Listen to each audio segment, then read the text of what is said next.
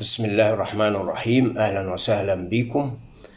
النهاردة إن شاء الله هنتكلم عن وصفة مهمة جدا، لأن إحنا لاحظنا إن في ناس كتير بتشتكي منها، وهو مرض مستديم بيجي للشخص في فترات بسيطة وبعد كده بيخف، ومع تقدم العمر بيحصل إن هي بتكون ملازمة للإنسان.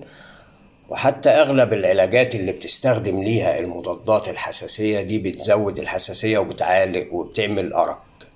النهاردة إن شاء الله حلقتنا يا رب يستفيد منها الكتير، هي خاصة بموضوعين اتنين مرتبطة ببعض، هي منطقة واحدة اللي هي منطقة الأنف. الموضوع الأول الجيوب الأنفية، والموضوع التاني الشخير أثناء النوم.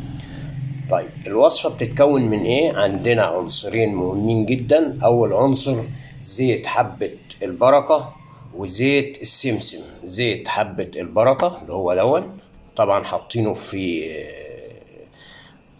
ازازة سمراء عشان نحتفظ بالمهمات بتاعتها والمكونات بتاعتها. والعنصر الثاني زيت السمسم. كل مادة فيهم ليها مفعول وليها تأثير، الاتنين مع بعض بيعالجوا منطقة الأنف من الداخل ومنطقة الجيوب الأنفية بمفعولهم مع بعض. طبعا كلنا عارفين زيت حبة البركة هو علاج سحري للجيوب الأنفية. ده بيحتوي على فيتامينات كتيرة ومضادات للأكسدة، وبيحتوي على حاجات بتعالج التجلط في الشعيرات الدموية وتجلط الأوردة. كمان بتنزل الكوليسترول الضار وبترفع الكوليسترول المفيد للجسم. طيب طريقة الاستعمال ايه؟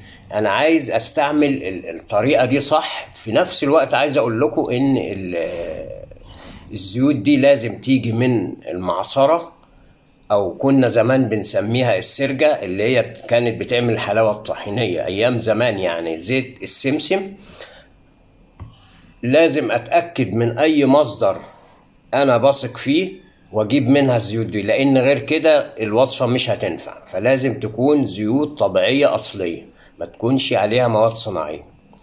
الطريقة ازاي؟ الطريقة ان انا هجيب مثلا 50 جرام من زيت السمسم مقابل ليها 50 جرام من زيت حبة البركة.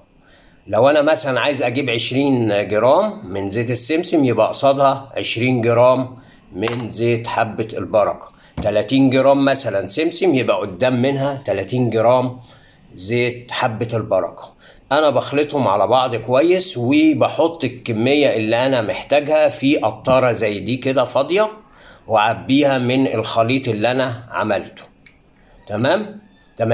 بعد كده انا باجي بقطر في الانف الجهة اليمنى 4 قطرات من الخليط اللي انا قلت عليه بالظبط كده، 4 قطرات في اليمة اليمنى، وانتظر دقيقة عشان الزيت يسرح في داخل الجيوب الأنفية.